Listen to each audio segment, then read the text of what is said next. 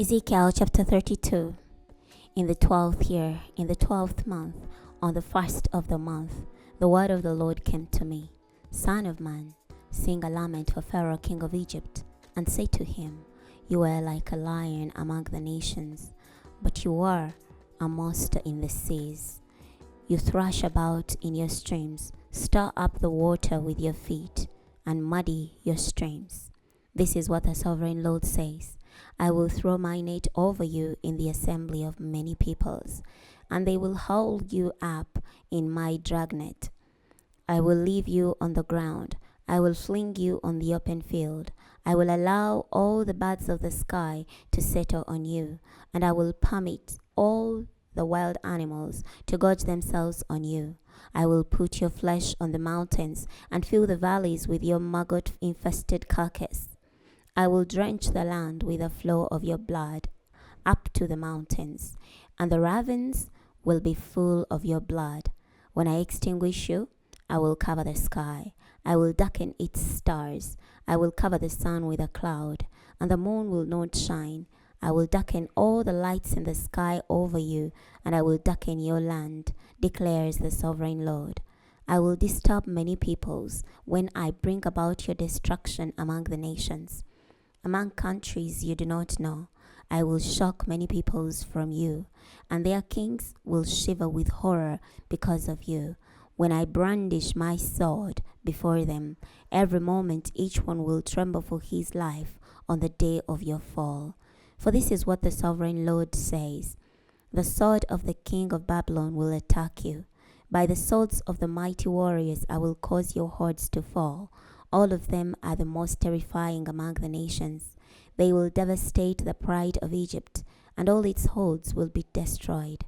I will destroy all its cattle besides the plentiful waters, and no human foot will disturb the waters again, nor will the hooves of cattle disturb them.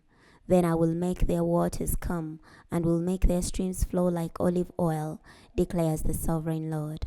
When I turn the land of Egypt into desolation, and the land is destitute of everything that fills it, when I strike all those who live in it, then they will know that I am the Lord.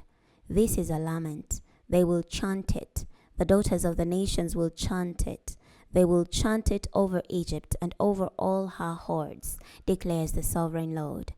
In the 12th year, on the 15th day of the month, the word of the Lord came to me.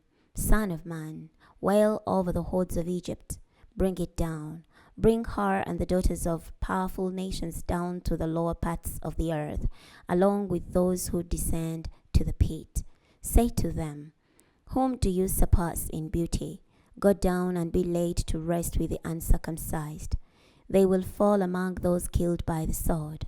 The sword is drawn. They carry her and all her hordes away.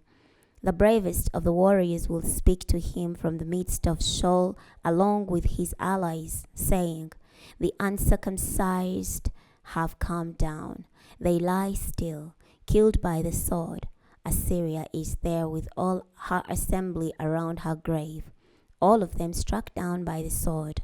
Their graves are located in the remote slopes of the pit. Her assemblies around her grave, all of them struck down by the sword. Those who spread terror in the land of the living. Elam is there with all her hordes around her grave, all of them struck down by the sword. They went down uncircumcised to the lower parts of the earth. Those who spread terror in the land of the living. Now they will bear their shame with those who descend to the pit. Among the dead they have made a bed for her, along with all her hordes around her grave. All of them are uncircumcised, killed by the sword, for their terror had spread in the land of the living. They bear their shame along with those who descend to the pit. They are placed among the dead. Meshach Tabal is there, along with all her hordes around her grave. All of them are uncircumcised, killed by the sword, for they spread their terror in the land of the living. They do not lie with the fallen warriors of ancient times, who went down to Sheol with their weapons of war, having their swords placed under their heads and their shields on their bonds. when the terror of these warriors was in the land of the living. But as for you, in the midst of the uncircumcised, you will be broken, and you will lie with those killed by the sword. Edom is there with her kings and all her princes. Despite their might, they are laid with those killed by the sword. They lie with the uncircumcised and those who descend to the pit. All the leaders of the north are there, along with all the Sidonians. Despite their might, they have gone down in shameful terror with the dead. They lie uncircumcised with those killed by the sword, and bear their shame with those who descend to the pit. Pharaoh will see them and be consoled over all his hosts who were killed by the sword. Pharaoh and all his army, declares the sovereign Lord. Indeed, I terrify him in the land of the living, yet he will lie in the midst of the uncircumcised with those killed by the sword. Pharaoh and all his hosts, declares the sovereign Lord. Chapter 33. The word of the Lord came to me. Son of man, speak to your people, and say to them, suppose I bring a sword against the land, and the people of the land take one man from their borders and make him their watchman. He sees the sword coming against the land, blows a trumpet, and warns the people. But there is one who hears the sound of the trumpet, yet does not heed the warning. Then the sword comes and sweeps him away. He will be responsible for his own death. He heard the sound of the trumpet, but did not heed the warning, so he is responsible for himself. If he had indeed the warning, he would have saved his life.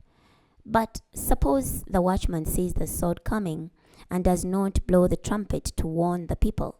Then the sword comes and takes one of their lives. He is swept away for his iniquity. But I will hold the watchman accountable for that person's death. As for you, son of man, I have made you a watchman for the house of Israel. Whenever you hear a word from my mouth, you must warn them on my behalf. When I say to the wicked, O wicked man, you must certainly die, and you do not warn the wicked about his behavior, the wicked man will die for his iniquity, but I'll hold you accountable for his death.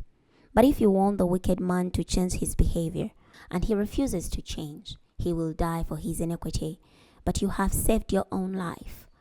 And you, son of man, say to the house of Israel, this is what you have said.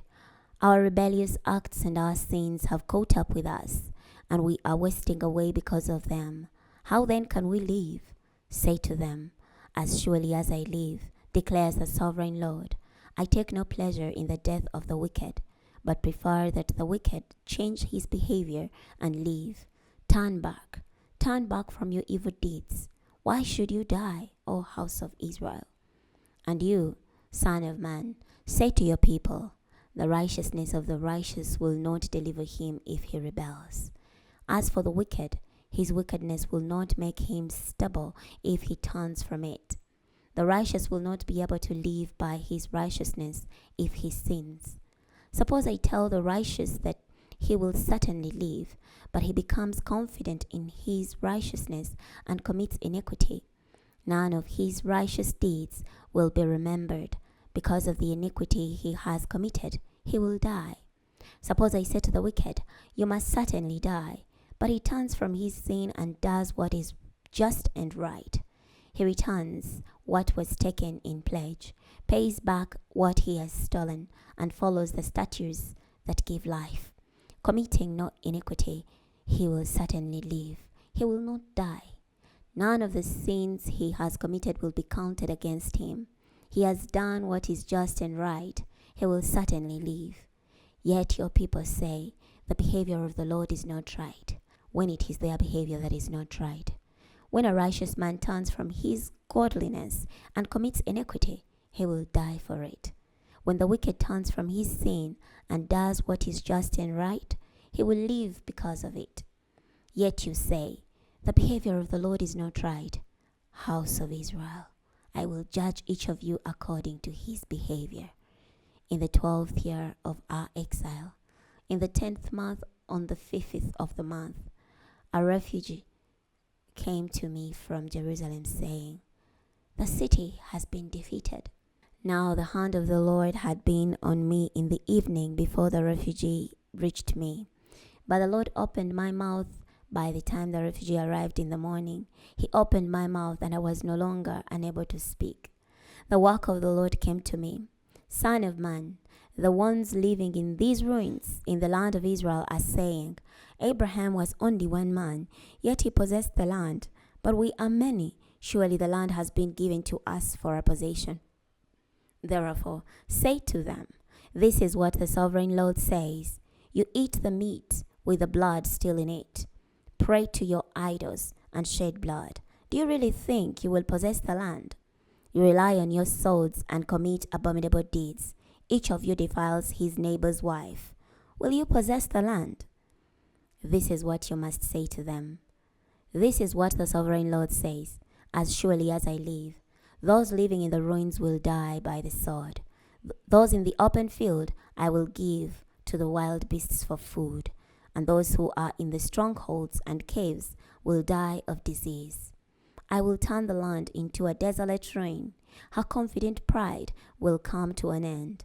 The mountains of Israel will be so desolate, no one will pass through them. Then they will know that I am the Lord, when I turn the land into a desolate ruin, because of all the abominable deeds they have committed.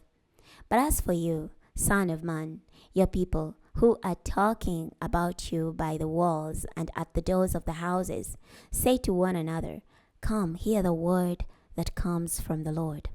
They come to you in crowds, and they sit in front of you as my people.